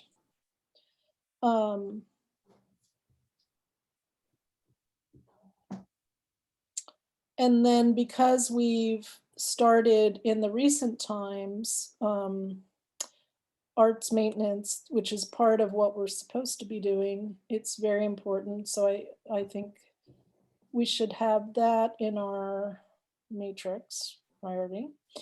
And then since there has not been a survey of the public art, and we're striving to have that completed, that also is a very important thing. And I'm seeing a duplicate for the continue arts maintenance one. Do you guys have that it's listed twice? Yeah, that's a mistake. So Okay. All right. The spacing on this form is really weird, so I was just copying and pasting columns. So I'm going to delete that row. And then Gary and Barrett had, so these are your suggestions. So the neighborhood grant program, and we'll send you guys the brochure for it. We had just started promoting it when COVID hit. So it seems like a lot of the commissioners would like to have that program refunded. Or Gary also is desirous of having like a district program. So I don't think we have to decide on this. I put them both in here. Because it seems like that's what everybody is interested, or some of us are interested in having that grant program again. And then if you guys are interested in putting it on, we should put it on an agenda soon and vote on it and come up with a budget for it. And then number 2 is this is a project I've been wanting to do for a long time. So that's one of my ideas. I think it's very important to the community. As a woman, the woman's history is so integral to Palm Springs, and it gets lost a lot, and not very many people know that much about it. You know, women were just integral to the establishment of this city and to the making of the city as the city as it is today. And then Gary wanted to, I thought this was a great idea. So install a piece of public art promoting social issues through art. So I've added that as one of our priority goals. And Barrett, I wasn't sure, did you actually mean the Imagine Art Here sign that we have? The actual sign, or are you imagining art here in new locations? I was envisioning the actual initiative of putting up the signs, but maybe that's wrapped into the neighborhood outreach work. Yeah, like we had to remove the sign because of the car. So we used that sign as kind of our, you know, we planted that sign, and it was, we planted it near the museum, and we said we wanted to imagine art here, and we started doing programming around that area. So it was really, really reflected 2018 and 19 programming. So yeah, it would be great to think of, you know, another location that we can activate, right? So the idea was to plant the sign, tell everybody we're imagining art here, and then, you know, as we would activate that area with either programming or, you know, a piece of permanent art. So yeah, I think that's a great idea. Commissioner? Yes. Sorry. The top 2. Please. Sorry, we can't hear you. Maybe type it, Jay. Top 2, what, on the matrix?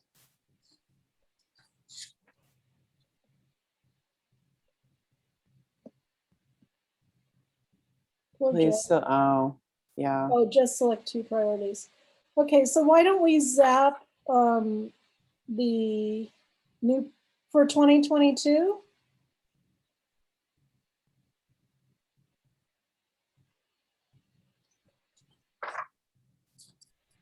Two for each section.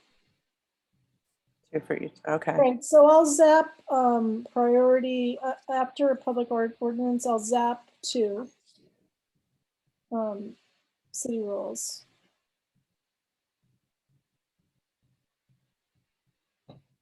And then we'll zap 3 because we'll put it, okay, so we zap 2.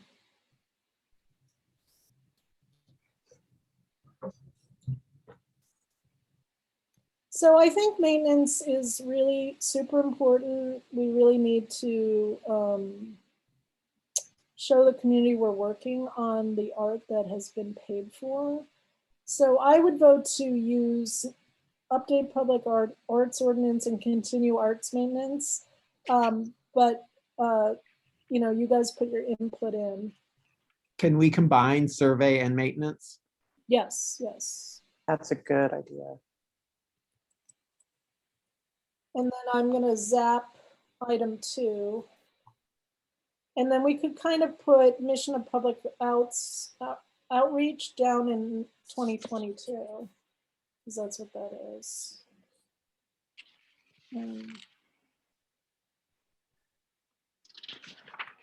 All right, so I'm gonna zap 2.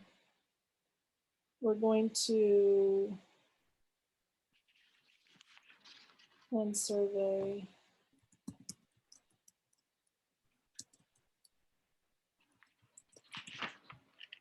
And then what do you guys think of adding the, you know, Are you guys all in on the neighborhood grant program / district grant program?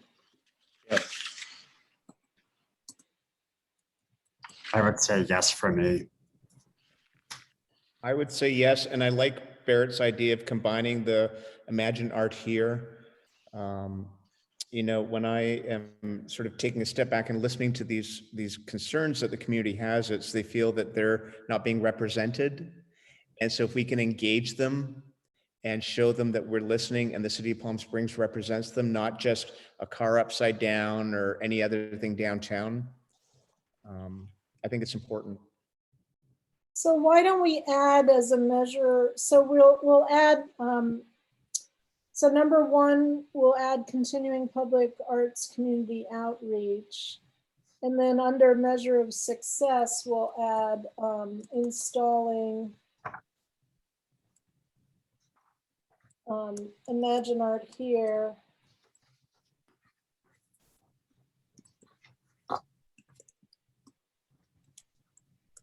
To reactivate and reimagine. Activate and reimagine public arts space, community space. And then that kind of combines and that can kind of combine Gary's number 1, Barrett number 2, all in priority number 1. Does that work for you guys? Yes. All right. So,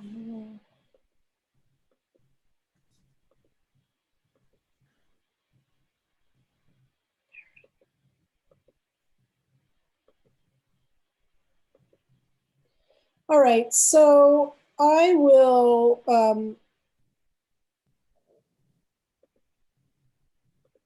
so I would make an idea to maybe have priority number 2 be reimagining the George Floyd mural for a permanent installation.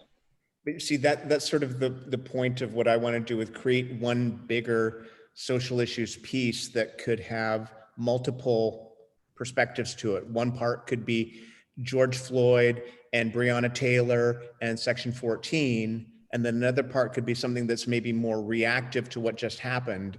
And I just, as I said, I'm very uncomfortable with us being in a position of telling a very important aspect to our community that you only deserve temporary art. No, I said permanent. Yeah, but I'm saying like it's just not, it's bigger than that. It's just not just George Floyd. It's other issues that we also need to address. So what would the group like as priority number 2? I think it could be George Floyd. It could be abused women. It could be part of the AIDS project. It could be COVID survivors. It could be any number of things we know we will have a home to address art that needs to happen right now. And we're doing it on property that we own. So George Floyd could be the centerpiece, but I don't think it should be the only aspect of that, of the way I'm envisioning this. So you want to say something a little more general, just like not to box us into one? I think it's just a place for us to be proactive with social issues that we think need to be represented and not reactive. So we're not in a part where we're moving pieces of plywood to cover up another mural. So then, creating a space that addresses current social issues. Right. yeah, so that's the priority listed on page 3 to bump it up to item 2. And permanent public art installation in a central location, supporting and promoting social issues through art. Yeah. You know, and as I said, we can't predict what's going to be happening in 6 months. Yeah. It could be, missing transgender people. It could be any number of things that we think that the city of Palm Springs need to be aware of and needs to support. Could be a missing art commission. All right, well, I will add, so I will drop my Woman in the History, which I want to do this year anyway. Mural, and we just do something that's more, less specific, but social. We'll just put Gary's as number 2. And you know, I love your suggestion, Tracy, of doing it in Francis Stevens Park, because whenever there's a political rally, that's where the meeting is. They start there and they meet there. Yeah, and that's such a great it's a great location. Yeah. So it's, you know, and it's a park that needs to be used more. So, all right, so that's going to be number 2. And then we are going to do my woman thing, but it will be not on the priority list, which is fine. And as Jay notes in the chat, of course, any discussion with public art installations in a park will be discussed with the Park and Recs Commission. Correct. Boo-hoo. I'll have to draw straws for that one. New commissioners can go do that. I like how you phrase it as a question. Go ahead.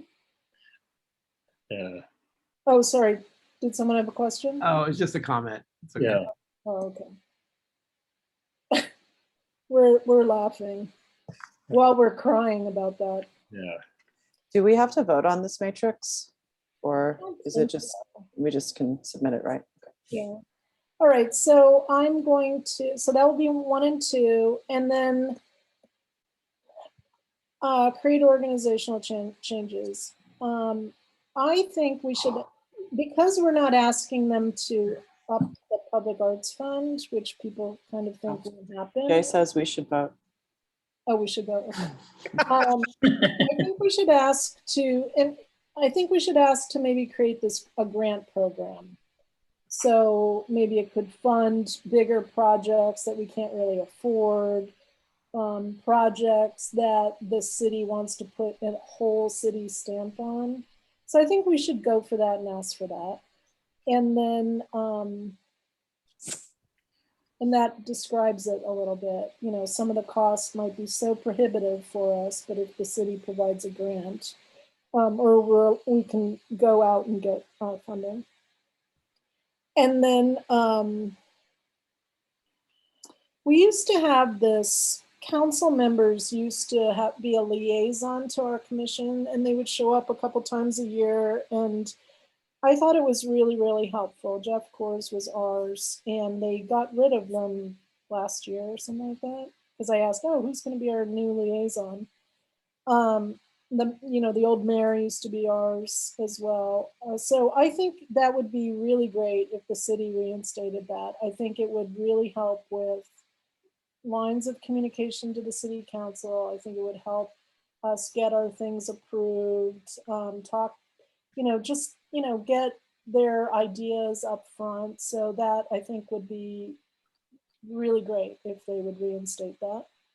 And then the other item that you guys don't really have experience with, except Russell, Shonda, and I, is to not always use the consent agenda to put our items on, because once they're on the consent agenda, we really do not have the ability to lobby for our item with the city council, because things like go up and fall, and there isn't an opportunity to answer questions or give a presentation for these items. And we really think things that weren't approved last year, if we could have spoken to them at the meeting, we would have been able to explain the project better and lobby for their approval.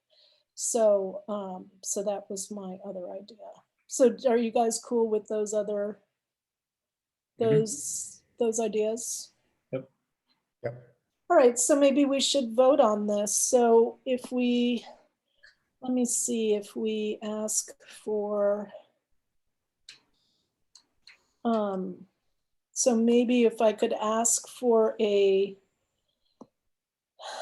whatchamacallit? Motion. A what? A motion. sorry, I'm still not on California time. Ask for a motion to approve the priority matrix from the Public Arts Commission with the verbal updates, which will be provided in writing, discussed at this meeting on September 23rd, to have 2 priorities for each section. And that's it.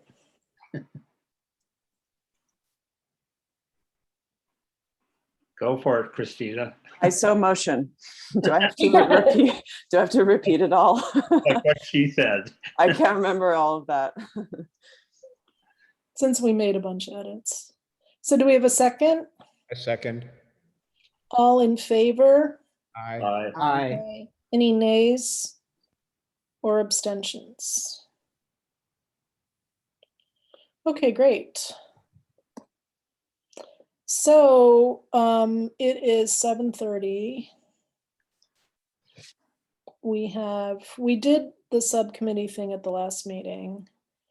I think we should talk about the upcoming season, number 3, on the 20th. But do you want to move forward talking about your mid-century project tonight? Yeah, and it's not going to take that long. Okay. Do it. This is a 2-part project. I'm only talking about part A right now.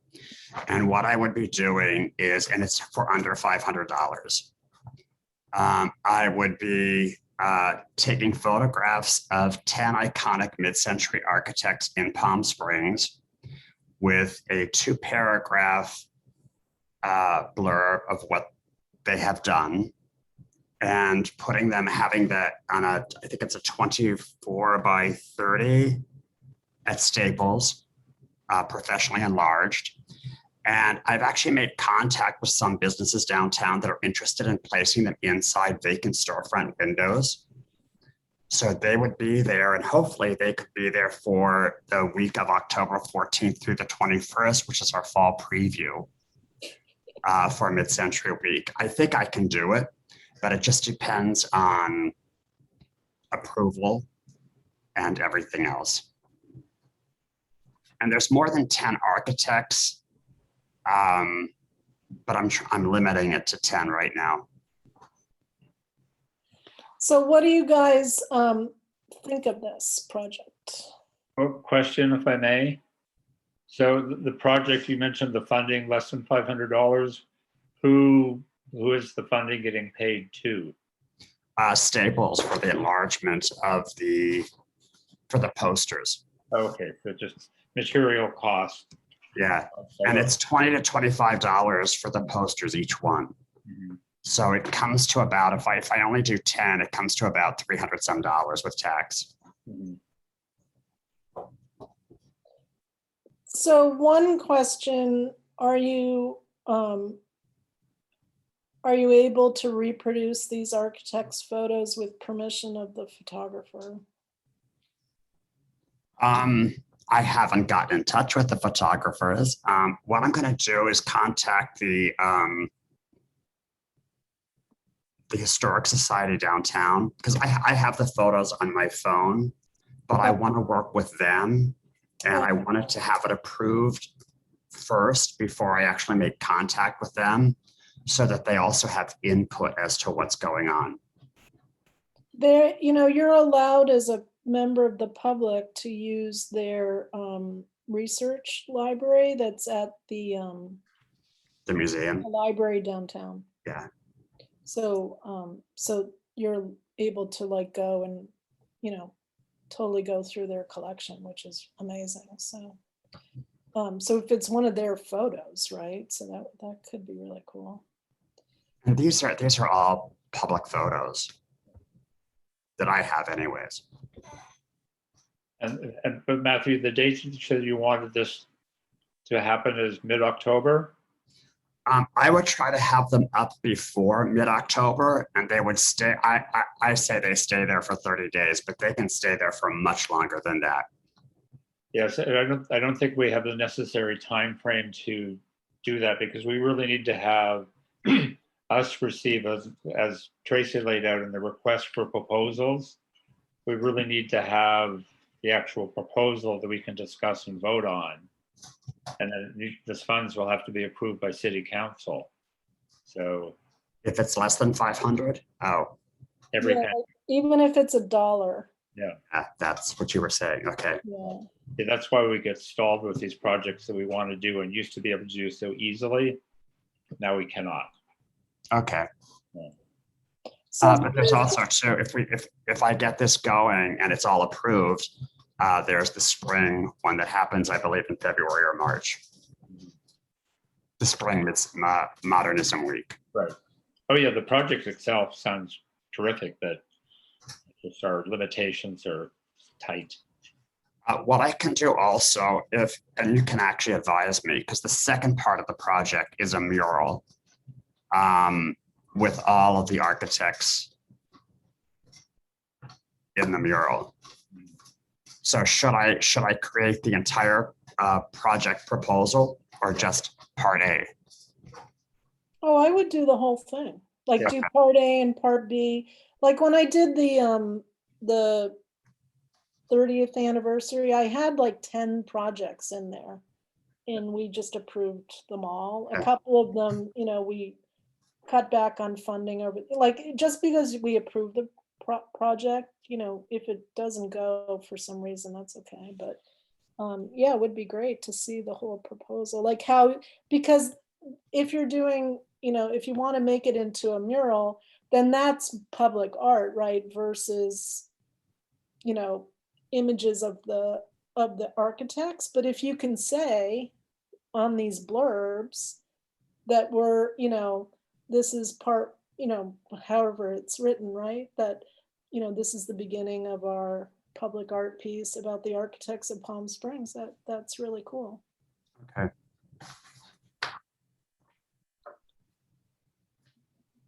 That's it.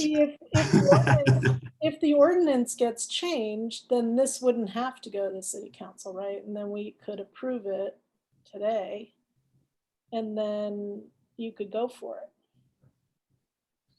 But hopefully you're gonna do, I know you sent, we sent out, I saved your materials and we did send them out for the July meeting, so everybody had them, but if you write it up as this whole proposal, I think that's a great idea. And if the ordinance gets passed and there is a mural as part of this project, which that's what I want, or that's what I envision, would that still have to have approval by city council Yeah. if it's less than 25,000? Well, correct me if I'm wrong on this. I mean, the Russell. Well, Is it permanent or temporary? Number one. Would your mural be permanent or temporary? I'm thinking temporary at this point for at least 12 months or 18 months. I have a couple of locations in mind, but I would definitely have to get approval for those locations. Yeah, if you think of it as for 3 years, that's like a permanent mural. Okay. And Russell, so what is your answer? Would it? well, This is like the ideal project to send to city council. Right. They're not going to say no to like Yeah. the architects in Palm Springs. Right? Sure. So like I wouldn't worry about it whatsoever. It's Yeah. like it's kind yeah, of done and once dusted. you get the art ordinance changed, then that will segue into getting the changes to the mural ordinance. So, but right now the city council would need to approve it. Okay, I'll start working on it. Cool. And it's a project like you would like us to commission it, and it would be sponsored. Would be our Palm Springs Public Arts Commission project. Absolutely. No, I think it's great. I think it's great, and people will absolutely love it. So, and I think the pre-marketing of it with the with the materials is great. The location that I'm interested in, because it has visually, it's amazing, but it is an historic landmark and done by an architect, and it's the library on Sunset and Baristo, one of their flat walls. Well, man, you're taking my woman in Palm Springs. No, but well, we're going to find out, right? How the HS, the historic preservation feels about this other mural, right? So I Yeah. think that would be a fabulous location. That I wish they had made that building into a museum and just built a new library because it's too small and it's a cool building that just needs to be restored. So I think that's a fabulous location. And Like I will say this, and I'm fine because I think it's a great location, but it's also a library, so it's a resource. And even if it's not seen by the public, if you have to go inside to see the mural, would that be a possibility? it has to be available to the public 18 hours a day. Okay. So it is a public library though, so maybe we just ask. Like it could be, maybe if the entrance is there, I don't know. I mean, but that wall, like Barista and Sunrise, that would be really fantastic. And modernism always has a like a gallery show at the library every single February, and they also have lectures, the Modernism Week there. So they do use that building. Okay. Thank you very much. Oh, you're welcome. What did you want to say, Shonda? I like your dog. Oh, thank you. He always likes to attend the public arts meetings to put in 2 cents. I wanted to ask if there was a way that we could formulate a timeline so the new commissioners know that we have to get a proposal in by, or a write-up by this date in order for it to get approved by this date, and just like the chain of how it works. Because I have submitted stuff to be put on the agenda, and it goes missing, gets lost in the shuffle. So I think it would help the other commissioners if they know, like, okay, on the 1st of the month through the 10th of the month, this is when all the proposals, this is when all the stuff needs to come in, this is when, so we get like a good even flow and everybody gets all the information, because I don't think everybody or anybody got my matrix. I didn't get your matrix. Yeah, I did the matrix.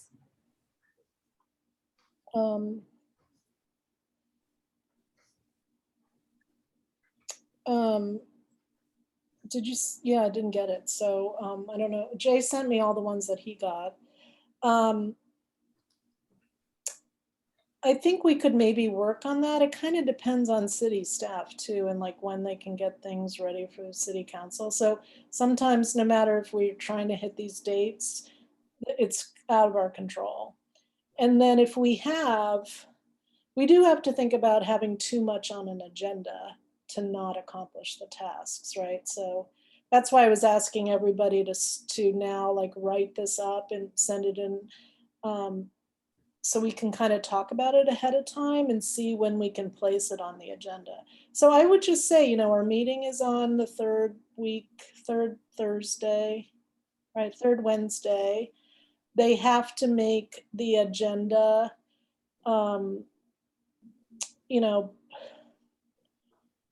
by that Thursday, really, to go out Monday.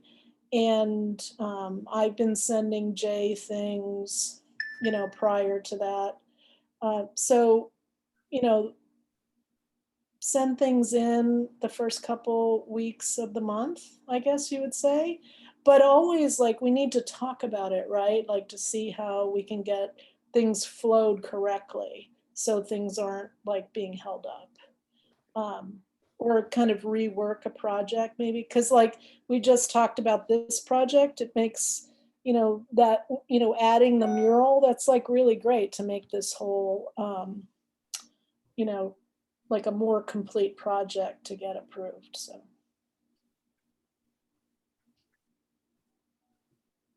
So I don't know if Jay has any comments on that.